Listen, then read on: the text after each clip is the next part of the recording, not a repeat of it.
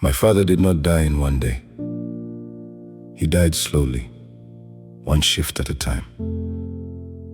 His name was Gabriel, but to us, he was simply Daddy. The man who left before sunrise and returned long after dinner. His boots always stood by the door covered in dust, and his clothes smelled of sweat, machine oil, and exhaustion. When I was younger, I thought my father loved work more than he loved us.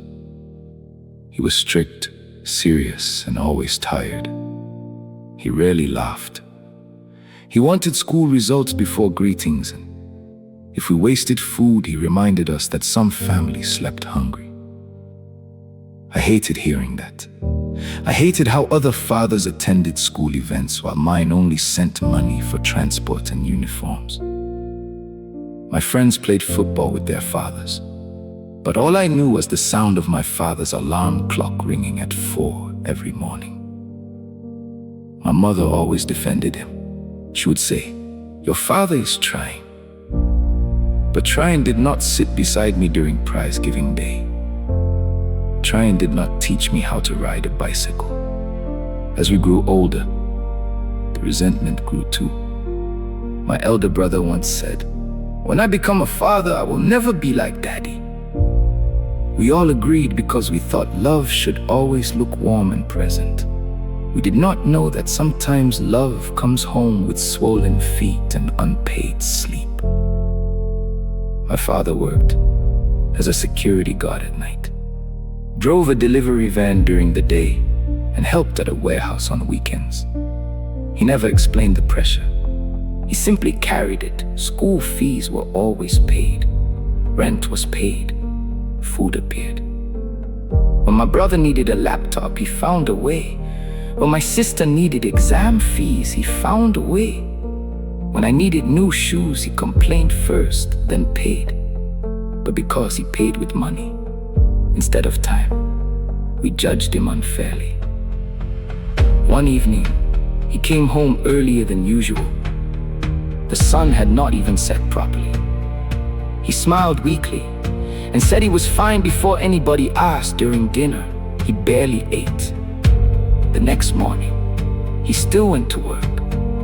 2 days later, they brought him home from the roadside after he collapsed while unloading packages. At the hospital, the doctor asked my mother how long he had been overworking himself. The doctor said his blood pressure was dangerously high and his body was exhausted. For the first time in my life, I looked carefully at my father's hands. They were not just strict hands. They were tired hands. Hands that carried school fees, rent receipts, groceries, and the weight of an entire family. When he woke up later that night, the first thing he asked was, "Did you all eat?"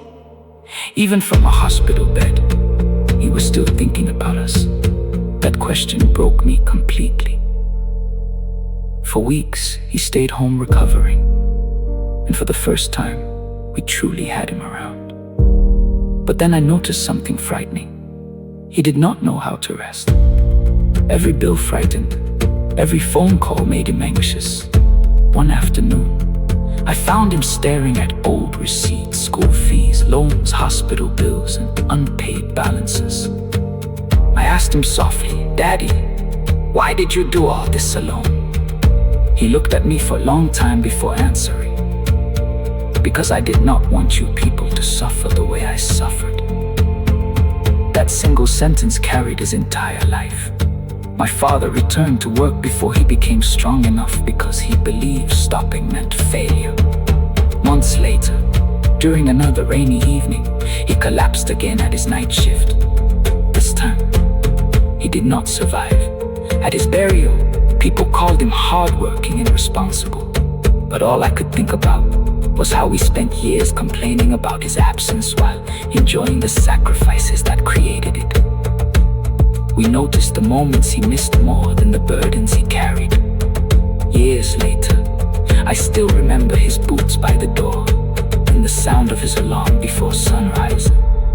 I now understand that some parents are not absent because they do not care. Sometimes They are simply exhausted from fighting battles their children cannot yet see.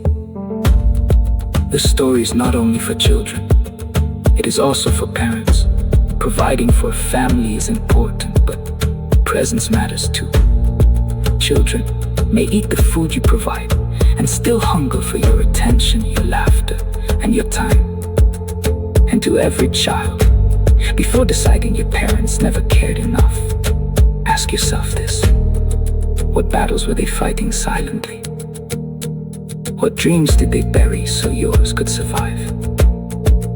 Sometimes the people we call distant are standing between us and suffering. Appreciate people while they are still alive. Say thank you before the chair becomes empty.